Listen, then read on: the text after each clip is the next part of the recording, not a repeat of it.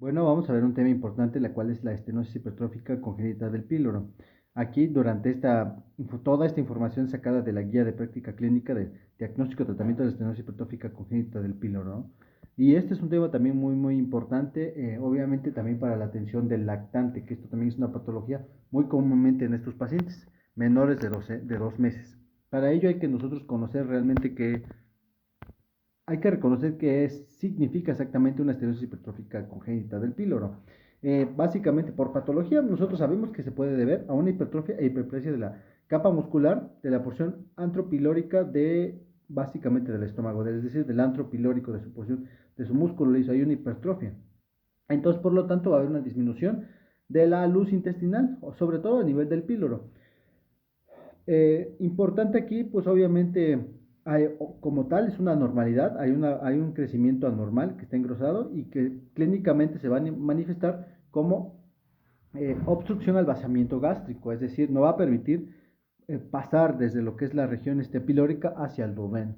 Hay que tomar en cuenta dos cosas importantes: la hiperplasia, hipertrofia de esta porción de músculo liso del atrio pilórico que sucede aquí mismo, y que esto es lo que va a permitir que todo el contenido gástrico salga por medio de estos vómitos, básicamente característicos en estos pacientes, que son vómitos no biliares. Ahora, importante también conocer un poco de la epidemiología y sobre todo en qué grupos de edad está básicamente presente. Esta estenosis hipertrófica del píloro básicamente es la causa de cirugía abdominal más frecuente en lactantes de menores de 2 meses de edad, y así básicamente como la principal causa de acidosis metabólica en pediatría, la cual se presenta como consecuencia del vómito de contenido gástrico en donde se pierden hidrogeniones y cloro. Esto es muy importante porque aquí nos manifiestan dos puntos importantes, los cuales son básicamente la edad que sucede en menores de 2 meses de edad, y sobre todo un dato de laboratorio que normalmente es el más común que nosotros podemos encontrar, una alcalosis metabólica. Entonces, básicamente va a ser muy frecuente que se presente entre la segunda y la octava semana de vida. En ese tiempo nosotros podemos sospechar de una estenosis hipertrófica del píloro. Otra cosa importante que también menciona la guía de práctica clínica es que se presenta muy comúnmente, en una proporción un poco mayor en hombres que en mujeres. Y sobre todo, otro punto importante es ser primogénito. Eh, ese es un, son datos muy puntuales acerca de esta patología. Bueno, vamos a continuar. Para ello también nosotros tenemos factores de riesgo que básicamente, obviamente, hacen o condicionan que un lactante tenga esta patología. Tenemos como, por ejemplo, dentro de los más importantes es el antecedente familiar de una estenosis hipertrófica del píloro. Es más frecuente obviamente en hombres que en mujeres, y esta es la relación de 4 o 5 mayor que en mujeres, obviamente. Ser primogénito y la ingestión de macrólidos durante las 2 primeras semanas de gestación. Esto es muy importante porque esto nos va también a orientar y dar un seguimiento a sus pacientes, los cuales principalmente tienen una ingesta pues, oral o, bueno, de medicamentos como lo es la citromicina y eritromicina, sobre todo cuando se les da a niños pequeños tienen un mayor riesgo de desarrollar una estenosis pilórica. Por otro lado, esta asociación es fuerte si la exposición ocurre dentro de las primeras 2 semanas de vida, pero persiste en un menor grado en niños entre la tercera y la sexta semana de vida. Esto también es muy importante porque obviamente nos habla de que en esta edad son potencialmente pacientes con factor de riesgo para desarrollar una estenosis hipertrófica del píloro, y por lo tanto tienen que estar en vigilancia, sobre todo más cuando se aplica la acitromicina. Entonces, de esto hay que también tomar en cuenta otros puntos de corte que básicamente, por ejemplo, nos hablan. Mujer con antecedente de estenosis hipertrófica del píloro tiene pues la probabilidad de 1 a 5 veces de tener un hijo con una estenosis hipertrófica del píloro. La probabilidad de 1 a 14 de tener una hija con estenosis hipertrófica del píloro. Y por el otro lado, hombre con antecedente de estenosis hipertrófica del píloro, básicamente tiene la probabilidad de 1 en 20 de tener un hijo con estenosis hipertrófica del píloro. Y sobre todo, la probabilidad de tener también 1 en 40 de tener una hija con una estenosis hipertrófica del píloro. Como nos estamos dando cuenta, la mujer es la que tiene más relevancia eh, en cuanto a la probabilidad de tener más hijos con este defecto, pero sobre todo nosotros vemos que aquí se hace más grande el riesgo de tener un hijo, ya sea tanto como mujer o como hombre, de tener una estenosis hipertrófica del píloro. Entonces, básicamente, podemos decir que aquí doblamos en probabilidad. En caso de que un hombre tenga una estenosis hipertrófica del píloro, tiene más riesgo de tener un hijo con estenosis hipertrófica del píloro, al igual que la mujer. Y para continuar, hay que tomar en cuenta también los signos y los síntomas. Y otra cosa importante que nos menciona la guía de práctica clínica es saber cómo vamos a explorar la oliva, que básicamente la oliva pilórica, que sería esta protrusión, bueno, este mismo crecimiento de la estenosis e hipertrofia del píloro, que se va a presentar como una pequeña bolita localizada tanto en el cuadrante superior derecho como incluso en la zona del epigastrio. Pero hay que tomar en cuenta que primero a qué grupo de edad nosotros vamos a referir que se va a presentar. La guía de práctica clínica es muy específica en este aspecto y nos habla de que se va a presentar entre la segunda y la octava semana de vida. Se ha documentado algunos casos que hasta los 3 meses de vida, pero aquí nosotros hay que tomar en cuenta que es entre la segunda y la octava semana de vida. Los lactantes prematuros suelen desarrollar los síntomas más tarde que los de término. Eh, pero importante también tener en cuenta los signos principales de la estenosis hipertrófica del píloro, que en este caso sería el vómito, y vamos a ver cuáles son sus características del vómito. Este vómito va a ser progresivo, no va a ser biliar, porque obviamente no sobrepasa el conducto pilórico hasta llegar al duodeno, y sobre todo, pues queda en la parte del antro pilórico, por lo tanto va a ser más gástrico que biliar. Va a ser postprandial después de comidas, va a ser profuso, va a ser de retención, o sea, primero va a dejar que tenga se llene toda esa capacidad gástrica y después lo va a sacar en forma de proyectil. Al inicio puede parecer una regurgitación y es raramente hemático. Entonces, estas son las características importantes de esta estenosis hipertrófica del píloro. Es progresivo, no es biliar y es en proyectil. Después de que se llena la capacidad gástrica, lo saca. Entonces, otras cosas que podemos encontrar en estos pacientes es la pérdida de peso, la deshidratación, la letargia, la disminución de los movimientos intestinales, la constipación e ictericia leve. Pero aquí lo que más frecuente se asocia es la pérdida de peso y la deshidratación, por lo mismo de que no va a pasar el alimento, no va a tener una buena absorción y sobre todo el paciente va a estar deshidratado. Eh, Importante es que en el recién nacido prematuro el cuadro clínico difiere radicalmente del de los lactantes de término. Pero básicamente nosotros tenemos que saber cuáles son esos datos en el prematuro. Pues básicamente va a haber aumento del residuo, los vómitos no biliares no en proyectil, o sea, estos no van, a diferencia de los de término, no van a estar en proyectil como obviamente nos lo menciona la guía de práctica clínica en los de término. Es poco frecuente la alcalosis metabólica e hiperclorémica, es decir, a diferencia del de término, que la alcalosis metabólica sí va a estar presente y es un dato característico muy importante que nosotros podemos encontrar en el laboratorio. La lactante del madre con una estenosis hipertrófica del píloro refiere que su bebé tiene una gran avidez por el alimento, es decir, tiene mucha hambre por lo mismo de que no le consiente, no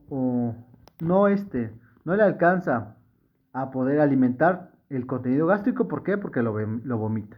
Importante es que durante el interrogatorio a la madre del lactante en quien se sospecha de esta enfermedad, se deberán buscar en forma intencionada los síntomas antes mencionados, y este es el punto importante que nos menciona la guía de práctica clínica. O sea que con estos datos y en la edad que son de 2 a 8 semanas, nosotros clínicamente podemos hacer el diagnóstico. El lactante con la estenosis hipertrófica del píloro se observa ansioso, hambriento y succiona continuamente sus manos porque tiene hambre, porque todo lo que succiona lo vomita.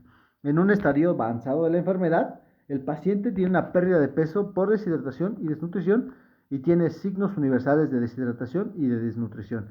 Lo que más radica acá es la deshidratación y la pérdida de peso ya en un estado más avanzado de la enfermedad, pero los que apenas van Iniciando, están ansiosos, hambrientos y no succionan. Esto es lo más importante a la hora de hacer el diagnóstico clínico. Claro, sospechando en un paciente que tenga de 2 a 8 semanas de nacimiento.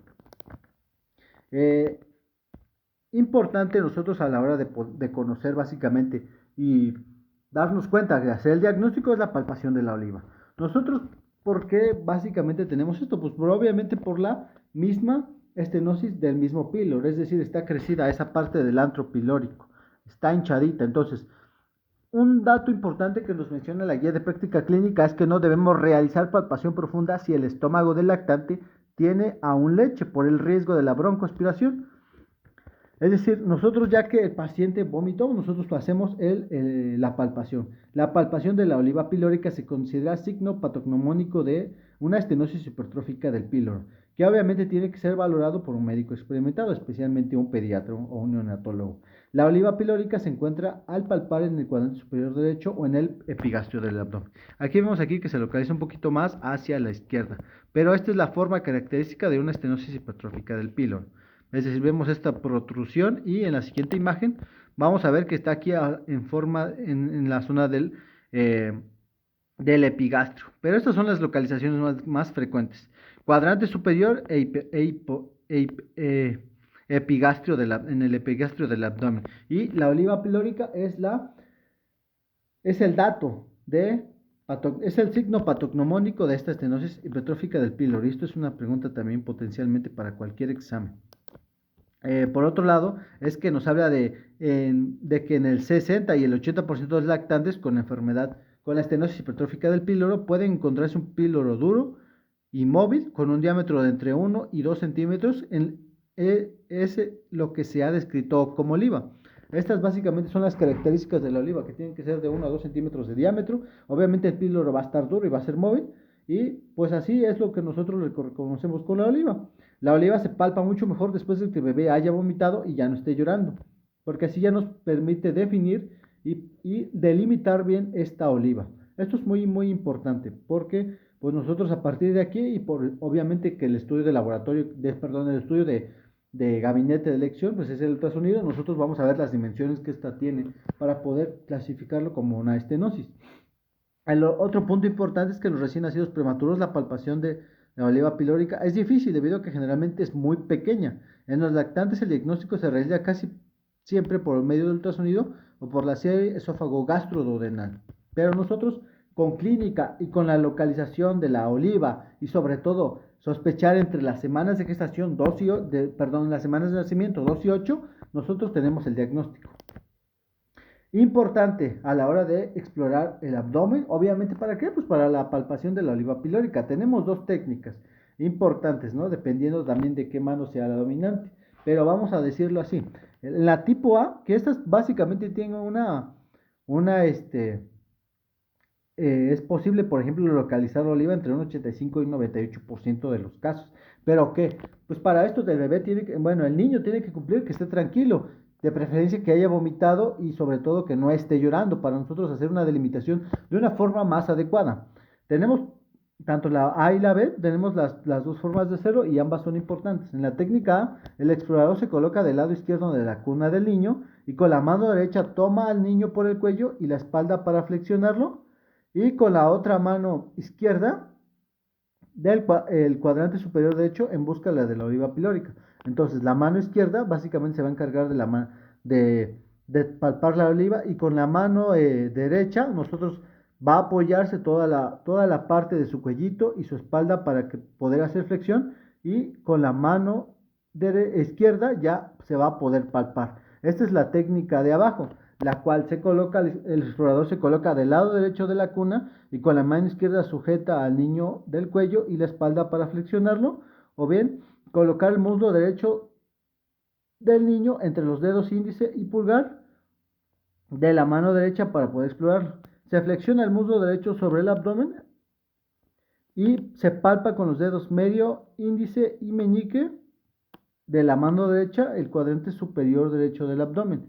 Hay que identificar también el borde hepático y realizar con mucho cuidado cuando una palpación profunda, deslizando con los dedos hacia abajo en busca de la oliva. Es decir, te colocas del lado opuesto, que este lado sería el lado derecho del paciente. Con tu mano izquierda vas a sujetar, puedes sujetar también al niño del cuellito y de la espalda para flexionarlo, o bien haces una flexión de su muslo derecho hacia su abdomen. Entonces, ya que haga esta flexión, la cuestión es aumentar disminuir, perdón, el ángulo para que nos quede aproximadamente eh, unos 90, unos 60 grados. Y ahí es donde nos va a permitir delimitar la oliva con la otra mano.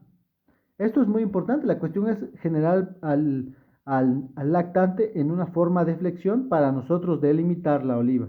Que obviamente la oliva, pues las dimensiones que tiene y en las cuales se puede ser palpable, es que básicamente tenga de 1 a 2 centímetros. Importante de la palpación de la oliva.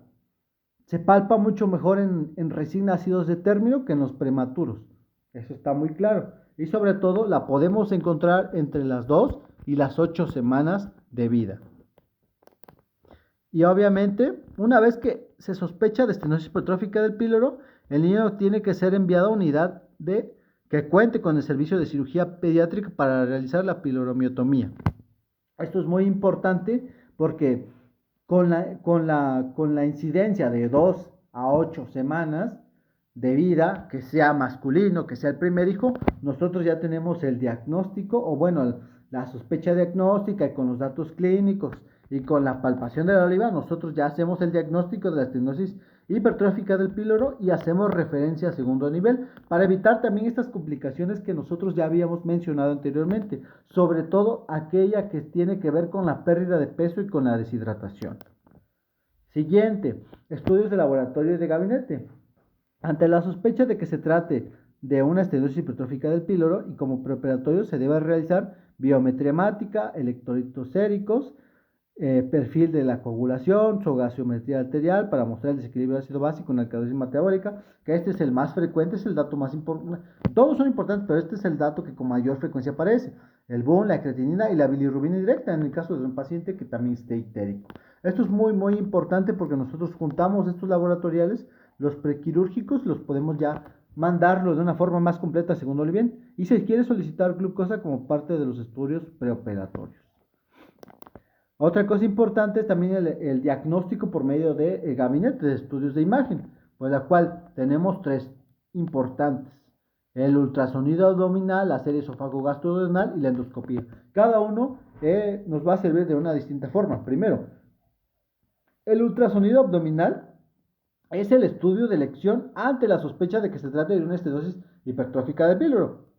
Nosotros, ya una vez con las semanas que tiene este lactante, con su exploración física, palpación de la oliva de 1 a 2 centímetros que ya se palpa, cuadrante superior derecho, epigastrio, un paciente que tiene estos datos de que vomita después de que ya termina de succionar, o sea, de que ya se llena su cavidad gástrica, ya que se llena, lo vomita. Un paciente que también se queda con hambre, por así decirlo, un paciente también que se encuentra deshidratado, con esos datos nosotros ya tenemos el diagnóstico de una forma un poco más asertiva de una estenosis hipertrófica del píloro. Al mismo tiempo sirve para descartar la presencia de una membrana duodenal fenestrada y de un páncreas anular, que estos también son parte importante a la hora de tener el diagnóstico diferencial.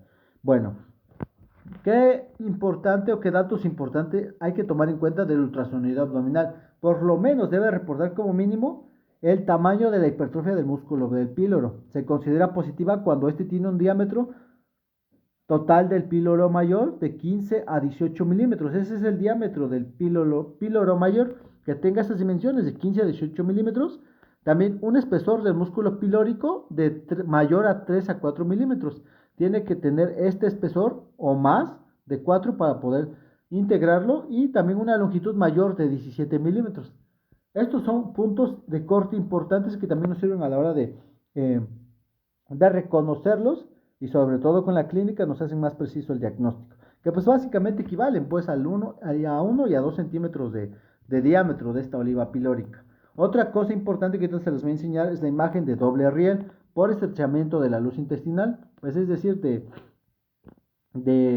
o también básicamente tiene un parecido como una carretera y en medio la división, ¿no? Sus líneas. pero bueno, ya de una forma continua. Y pues básicamente el diagnóstico ultrasonográfico de estenosis hipertrófica del píloro puede modificarse en presencia de un espasmo pilórico, porque básicamente el doble riel, que sería lineal, pues básicamente puede ser discontinuo. El bulbo duodenal lleno de líquido o abundante gas intestinal. Básicamente, ante la sospecha de una estenosis hipertrófica del píloro de un lactante, el estudio de imagen que se debe realizar como primera elección es el ultrasonido. Esa es una pregunta importante, incluso hasta de examen. ¿Cuál es el estudio de elección? Es el ultrasonido en la estenosis hipertrófica del píloro.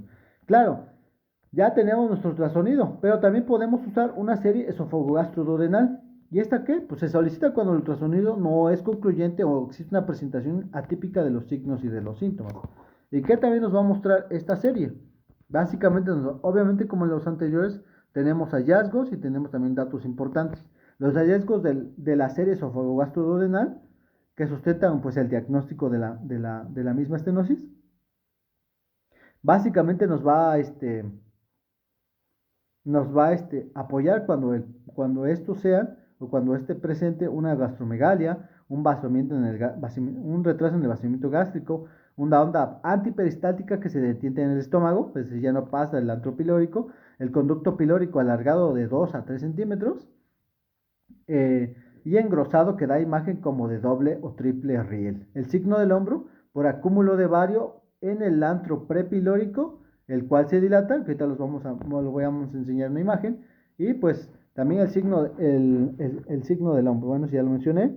Y bueno, al terminar la serie del esófago gastroduodenal, se debe extraer con sonda el bario residual del estómago para evitar una aspiración de este y que ese paciente no tenga una broncoaspiración. Esto es también importante hacerlo. Ya después de realizar el estudio varitado. En la serie esofagogastroduodenal es el estudio de segunda elección. El primero, pues básicamente es el ultrasonido. El segundo es el esófago gastroduodenal y se solicita cuando el ultrasonido abdominal no es concluyente o no se encuentra con el mismo ultrasonido. Pero bueno, es un poco más sencillo realizar el ultrasonido que esta serie. Por otro lado, tenemos la endoscopía. Se reserva a pacientes con signos clínicos atípicos o cuando la ecografía o la serie esofagogastroduodenal no son concluyentes. Básicamente se realiza como guía de práctica clínica, así lo menciona, se realiza cuando la serie y el ultrasonido no son concluyentes.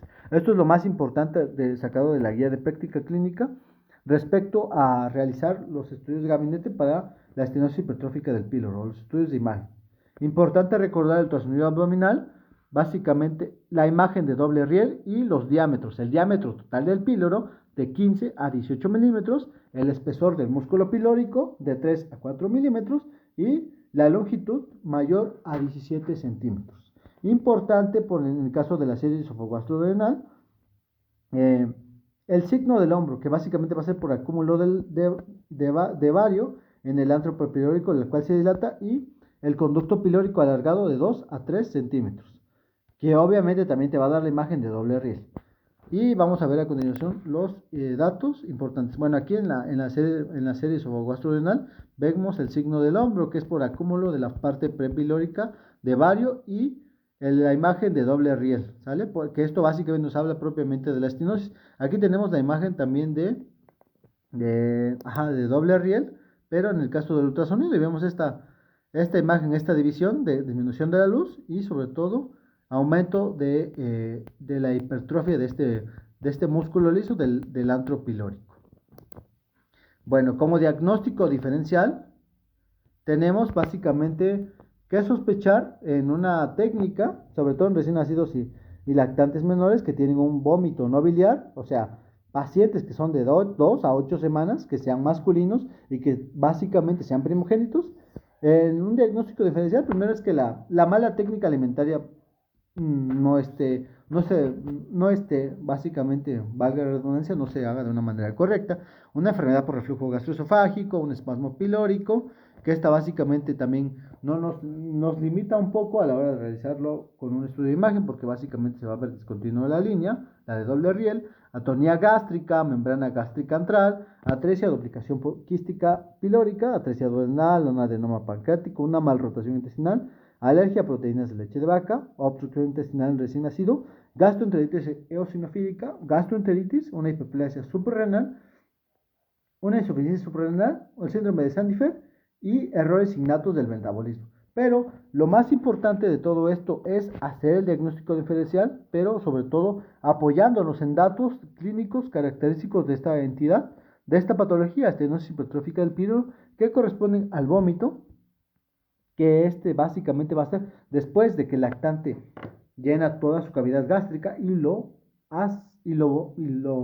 vomita de una forma en proyectil. No es bilioso, básicamente es continuo el vómito y sobre todo este paciente se queda con hambre, este paciente también se encuentra deshidratado, en los casos ya más graves se encuentra con pérdida de peso y básicamente la presencia de la oliva pilórica. Importante, la mala técnica alimentaria y el reflujo gastroesofágico son los diagnósticos con los que se puede confundir con más frecuencia. Y a estos son los que nosotros nos tenemos que inclinar. Para esto hay que decirle a la paciente, a la familiar, a la madre, que nos enseñe cómo está alimentando a su hijo para ver si su técnica es la correcta o ver si aparte de esto tiene también su reflujo gastroesofágico. Que básicamente habíamos comentado que dentro del primer mes hay un porcentaje que pues lo tiene una vez por día, de acuerdo a la incidencia, y vemos que va desapareciendo conforme aumentan los meses. Y por lo que se recomienda también realizar un interrogatorio exhaustivo y una exploración física completa para poder diferenciarlos. Y ya tenemos el tratamiento de lactantes con la estenosis hipertrófica del píloro. Obviamente nosotros vamos a dar este tipo de indicaciones a este paciente que se encuentra deshidratado. Muchas cosas son importantes aquí a la hora de tener el diagnóstico, ¿no? Perdón, sobre todo para poder hacer el procedimiento quirúrgico. Para esto tenemos que corregir el desequilibrio hidroelectrolítico. Una vez que ya se corrija, ya se puede básicamente pasar a quirófano, ya que la estenosis hipertrófica del píloro, por lo general, pues por decirlo así, no es una urgencia. Claro, a menos de que ya tenga datos más graves como deshidratación o pérdida de peso, pero pues ya nosotros podemos meterlo, bueno, pues se puede convertir ya en una urgencia un poco más fuerte porque aumenta la mortalidad, pero antes de eso hay que corregir el equilibrio, desequilibrio, es decir, darle en ayuno y darle sobre todo soluciones parenterales a requerimientos basales de 120 a 150 mililitros kilogramo día y colocar el paciente en posición semifowler. Esto es muy muy importante y también las dosis que nosotros vamos, o bueno, la composición de los líquidos parenterales a la hora de administrarlos, ¿no? Líquidos, ya les comentamos, 120 a 150 mililitros kilogramo día, su glucosa de 5 a 8 miligramos kilo minuto, sodio de 2 a 3 mil equivalentes kilogramo al día, el potasio de 2 a 3 mil equivalentes kilogramo al día y el cloro de 2 a 3 mil equivalentes kilogramo al día. El volumen y contenido de líquidos parenterales se podrá ajustar de acuerdo a las condiciones individuales del paciente. Pero lo más importante es restablecer el volumen y evitar la deshidratación. Y ya, pues como lo habíamos comentado, si hay deshidratación, pues igual corregirla, ¿no? Iniciar un bolo con solución cristaloide isotónica de 20 mililitros kilogramo y reevaluar el estadio hídrico. Esto es en caso de que sea deshidratación y obviamente si la deshidratación es significativa, se deberá iniciar tratamiento inmediato para la corrección de la pérdida de líquidos, iniciar bolos de 20.000 equivalentes litros de cristaloides isotónicos. Esto es muy importante, que ya que con clínica nosotros lo podemos corroborar. Es decir, si el paciente está deshidratado o si tiene una deshidratación bastante severa. Bueno, otra cosa importante es que en qué momento se realiza el tratamiento quirúrgico en estos pacientes. Se realiza básicamente, por lo general, cuando ya se corrige de una forma cuidadosa la pérdida de líquidos y electrolitos, en este caso que el paciente ya traía. Una vez de esto, pues ya se puede hacer una intervención quirúrgica. Si el desequilibrio es leve o moderado, estos también son puntos de corte en cuanto a tiempos. El corregirlo tomará básicamente de 24 a 48 horas si es leve y de mayor a 72 horas si ya es grave. A la corrección de este desequilibrio hidroelectrolítico, previo a la intervención quirúrgica, evitará complicaciones metabólicas. Esto es lo más importante. ¿Por qué? Porque básicamente te va a mejorar el pronóstico postquirúrgico del paciente. Una vez que el paciente se encuentre en condiciones ópticas, pues ya se puede llevar a cabo el procedimiento quirúrgico. Y bueno, el tratamiento quirúrgico en lactantes por estenosis hipertrófica del píloro. ¿Cuál es el tratamiento quirúrgico? Hasta ahorita y hasta el momento, La piloromiotomía hasta el momento es el procedimiento quirúrgico de elección para el tratamiento de estenosis hipertrófica del píloro en lactantes. Este básicamente va a ser el tratamiento, este es el tratamiento quirúrgico de elección. Básicamente, ¿cómo es? Pues es un corte longitudinal del tejido seromuscular del píloro sin sutura, definido por piloromiotomía. Y este también es el procedimiento quirúrgico que el Colegio Mexicano de Cirugía Pediátrica menciona que se haga. Respecto a la otra parte, que es la técnica de la traumomioplastia. Pero básicamente el de, el de elección va a ser la pilomiotomía de Frederick Ramstedt. Ese es el procedimiento quirúrgico de elección. Y ya tenemos otra opción, que es la dilatación endoscópica, que existen reportes preliminares recientes en casos de que ocurra una recurrencia de la estenosis, se puede realizar una dilatación endoscópica. Básicamente se recomienda como primera opción del abordaje laparoscópico por presentar menos complicaciones postquirúrgicas en el abordaje abierto. Esto es importante, pues ya nada más, lo más importante de esto es rescatar que en caso de una recurrencia de la estenosis podemos emplear una dilatación endoscópica. Vamos a ver qué dice. El cirujano pediatra deberá elegir el abordaje quirúrgico considerado, también las condiciones individuales del paciente, la experiencia que se tenga al realizar el procedimiento y sobre todo a los recursos materiales disponibles del mismo. Bueno, también otra cosa importante que aquí cabe mencionar es que eh, el tratamiento posquirúrgico requiere que los lactantes en quienes se realizó una piloromiotomía por estenosis del píloro. Básicamente, ¿qué seguimiento, qué tratamiento le vamos a dar posterior a la cirugía? Primero, manejo del dolor y reinicio de la vía oral. Esto es lo más importante. Sobre todo en el caso del manejo del dolor es importante para lograr una recuperación rápida. Darle su analgesia al paciente. Y posterior al evento quirúrgico, tiene que estar en ayuno 8 horas y tiene que estar con soluciones parenterales a 120 mililitros kilogramo día, las cuales también se suspenderán al tolerar la segunda toma de leche modificadas en proteínas o seno materno. Es decir, ya que nos tolere la segunda toma y vemos que no tenga este paciente, obviamente, un vómito, otra vez como los mencionados anteriores, que generalmente se corrige, luego en la segunda toma, este vómito en proyectil que lo menciona, ya no sucede, pues ya se puede empezar a a seguir con el seno materno. Y la dosis de paracetamol que como analgesia nosotros vamos a emplear es de 15 miligramos kilogramo día de cada 4 a 6 horas. Y no se va, tiene que exceder 5 dosis al día. Esto es lo más importante del tratamiento postquirúrgico en el paciente. El ayuno, que tiene que cumplirlo 8 horas, le inicias que tiene que estar con soluciones parenterales y vas midiendo la segunda toma de leche, que ya la tolere, empiezas a continuar la vía oral. Lo más importante, también importante acá, es que el manejo del dolor, obviamente como por el que menciona el paracetamol para manejo del dolor, que este es básicamente el de elección, 15 miligramos kilogramo dosis, la dosis en el lactante cada 4 a 6 horas, no excederse más de 5 horas, va a mejorar la recuperación del paciente. Y eh, otra cosa importante es que nos menciona la guía de práctica clínica es que la alimentación puede iniciarse 4 o 8 horas después de la recuperación anestésica, la primera toma, claro, ya después, básicamente vas a ver cómo mejora en la segunda toma. Porque ya en la segunda toma, pues ya ni siquiera hay vómito, ¿no? Pero lo ideal es dejarlos 8 horas en ayuno y ya después le da su toma de leche. Dependiendo de eso, pues ya básicamente ves cómo evoluciona y le continúas o le inicias la vía oral. El reinicio de la vía oral tiene que ser después de 8 horas posterior a la cirugía. Manejar el dolor con la técnica del vomitador e iniciar con electrolitos orales con solución glucosada al 5%, 20 mililitros o seno materno cada 2 horas por 3 tomas. Si cielo tolera esto, que tolere las 2 tomas cada 3 horas posterior a las 8 horas de ayuno, pues básicamente hay que darle leche modificada en proteínas a medida de dilución de 20 mililitros o seno materno cada 2 horas por 2 tomas. Si la tolera, vuelves a continuar con leche modificada en proteínas 30 mililitros, vemos que aquí está aumentando de 20 a 30, otros 10 mililitros, el volumen que consumía previo a la cirugía o bien al seno materno cada 3 horas por 2 tomas. Si tolera, hay que dejarlo a libre demanda. Lo ideal es darle el seno materno, que todas las guías de práctica clínica mencionan que para todo la leche materna. Obviamente este también por sus componentes que tiene le va a favorecer al lactante. Pero sobre todo importante es las 8 horas de ayuno e iniciar con electrolitos séricos orales y si no con leche materno, que lo ideal son 20 minutos de seno materno, cada 2 horas por 3 tomas, si lo tolera, ok, perfecto.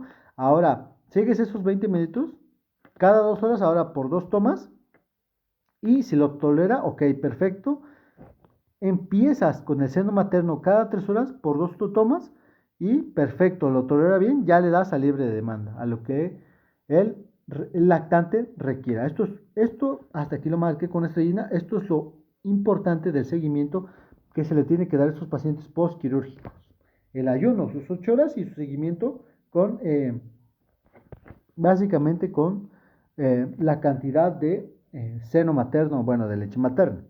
Claro, que por lo general en la segunda toma ya no hay vómito y tienen una mejor favoración, una forma más favorable de que a este paciente se le deje el seno materno a libre demanda. Y pues las complicaciones quirúrgicas o posquirúrgicas de esta pilomiotomía, pues básicamente pueden ser, obviamente, están las que son relacionadas con los hallazgos quirúrgicos y de las que están durante el procedimiento quirúrgico. Y hay que valorar, y es que estas son las más frecuentes, ¿no? Pues la primera es que tenga una perforación de la mucosa, la cual se repara con cierre primario y se efectúa una pilomiotomía en otro lugar de la circunferencia del píloro. Y la otra, pues es básicamente la dificultad para el abordaje laparoscópico, aquí realizar conversión a técnica abierta. Es decir, lo más importante o lo más frecuente que suceda es la perforación de la mucosa. Pero básicamente pues ya se le tiene que dar un cierre primario, ¿no? Ya esto ya es del cirujano pediátrico. La evolución y el seguimiento. Importante, la cirugía es curativa con la mortalidad mínima. Es decir, este paciente disminuye totalmente su mortalidad. El pronóstico es muy bueno con completa recuperación y recuperación del crecimiento si se diagnostica en forma oportuna. Para esto nosotros tenemos que conocer la incidencia, necesitamos conocer las características, los signos y síntomas del paciente puede tener y sobre todo visualizar y palpar la oliva. Una vez que el paciente es egresado de la unidad hospitalaria, se establece una ingesta de fórmula láctea o seno materno, que lo ideal aquí es seno materno a libre demanda. Se egresa con analgesia bioral y se recomienda sobre todo paracetamol de 10 a 15 miligramos kilogramo dosis cada 4 horas por 5 días, solamente en caso de dolor. Se retiran los puntos del paciente a los 7 días de operados y se le da cita de control a las 4 semanas para valorar su ingesta de la leche materna y sobre todo su crecimiento. O sea, la vigilancia postoperatoria es muy importante y nunca debe ser obviada. ¿Por qué? Por el riesgo de la perforación, que esta es como complicación quirúrgica. Y pues ya aquí tenemos en resumen de toda esta guía de práctica clínica tan bonita, tenemos básicamente el algoritmo.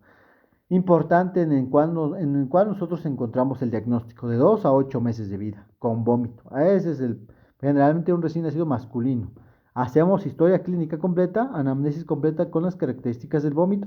Ya las mencionamos igual, en un principio es un vómito no biliar, es un vómito completo, es un vómito que aparece después de la toma, es decir, que ya está llena la capacidad gástrica, es un vómito en proyectil y sobre todo, si en este caso el vómito es bilioso, si es sí, es una urgencia pediátrica y no es una estenosis hipertrófica del píloro. ¿Por qué? Pues que porque generalmente el contenido gástrico no atraviesa hacia el duodeno, no atraviesa desde la parte biliar, se queda en el antro pilórico y regresa. Si no, que es como en este caso nos lleva a una estenosis hipertrófica del píloro, datos clínicos que nos hagan sospechar en la estenosis hipertrófica del píloro. Si tiene la oliva, las características del vómito, tiene pérdida de peso, deshidratación, se hospitaliza, se corrige, se vigila primero el estado de deshidratación adecuado. Básicamente, obviamente nosotros tenemos que ver en un paciente que tenga datos de deshidratación severa, hay que hidratarlo de acuerdo a los esquemas mencionados y para poder nosotros primero corregir, por ejemplo, los equilibrios hidroelectrolíticos, generalmente la alcalosis metabólica y bueno, estado de deshidratación adecuado, sí, ok, vamos a palpar la oliva pilórica. Vamos a palpar la oliva pilórica. Generalmente importante, hay que tomar en cuenta que se palpa después de que el paciente termina de vomitar, después de que el paciente está tranquilo, es decir, no está llorando, y características de la oliva, no se presenta cuadrante superior derecho, epigastro de 1 a 2 centímetros. Okay.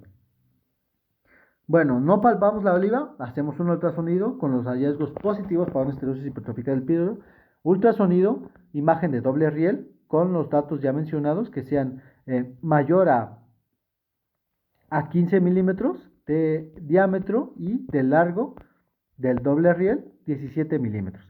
Bueno, tiene hallazgos positivos para estenosis hipertrófica del píloro, sí, se prepara para la piloromiotomía de acuerdo a sus soluciones. Primero se corrige el estado del paciente y ya después se pasa a quirófano. Ok, si no, pues se hace una serie esofagostrorenal, que esto básicamente es cuando nosotros tenemos datos atípicos o no hacemos un diagnóstico bien establecido por medio del ultrasonido, y si sí, pues básicamente si sí sale por la serie esofagostrorenal, es decir, el signo del hombro, que es la represión del, pues básicamente del contraste, pues en la parte prepilórica, y el doble riel, diagnóstico clínico de clínico y por imagen de una serie esofagostrorenal. Este es el de segunda elección, el primero es el ultrasonido. Ok, tenemos hallazgos positivos para estenosis hipertrófica del píloro, no, hacemos un diagnóstico diferencial con estas mencionadas y damos continuidad al paciente. Ahora, después de que el paciente ya tenemos básicamente corregido el equilibrio hidroelectrolítico, pues básicamente vamos a pasarlo a quirófano con la piloromiotomía de Ramstein.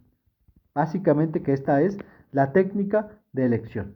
Importante, básicamente regresamos ahora, en el caso de que sospechemos ya directamente por clínica de la estenosis hipertrófica del píloro, hospitalizamos y preparamos para una piloromiotomía. Ahora, estos ya datos importantes, antecedentes familiares del padecimiento, primogénito, vómito progresivo, nobiliar, postmandrial, profuso, de retención, expulsado en proyectil, al inicio regurgitación y raramente hemático, ¿vale? Aunque esto no nada que ver, ni bilioso ni hemático, claro. Exploración del paciente, hambriento, deshidratado y distensión abdominal alta y la oliva pilórica. Con estos hacemos el diagnóstico y nos vamos directamente a corregir el estado de deshidratación y a prepararlo para la piloromiotomía. Diagnóstico diferencial, básicamente mala técnica alimentaria y reflujo gastroesofágico, que por guía de práctica clínica son las más frecuentes que podemos hacer el diagnóstico diferencial. Ahora, tenemos otras como el píloroespasmo, atonía gástrica, membrana gástrica antral, una gastroenteritis, una hiperplasia suprarrenal, que esto pues básicamente lo descartamos obviamente cuando tenemos ya los estudios de imagen bien establecidos, sobre todo con los signos patognomónicos. Ok, ya después de que sospechamos, hicimos todo el abordaje, hicimos ya también, corregimos los desequilibrios, pues básicamente se pasa al quirófano, se hace una piloromiotomía de Ramstein y ya después de eso se valora el tratamiento postoperatorio, que el analgésico de elección le va a ayudar a evitar complicaciones, el paracetamol, y sobre todo también para evitar de que este paciente tenga, aparte de la complicación, igual que esté muy irritado.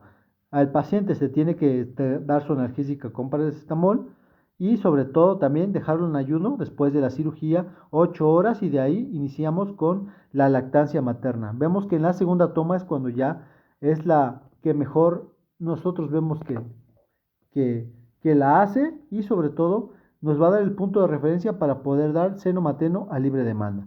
Al egreso del hospital tenemos que ver que el paciente tolere la vía oral, vaya con fórmula láctea o seno materno a libre demanda. Se retiran los puntos a 7 días del paciente de la piloromiotomía y se tiene que revisar 4 semanas después de operado, sobre todo para ver que tenga una buena ingesta de alimento y sobre todo aumente de peso. Que estos son los datos importantes y que no se deben de obviar, sobre todo el seguimiento del paciente, y ya posteriormente a eso se da de alta. Y esto sería todo respecto a esta guía de práctica clínica. Muy bien.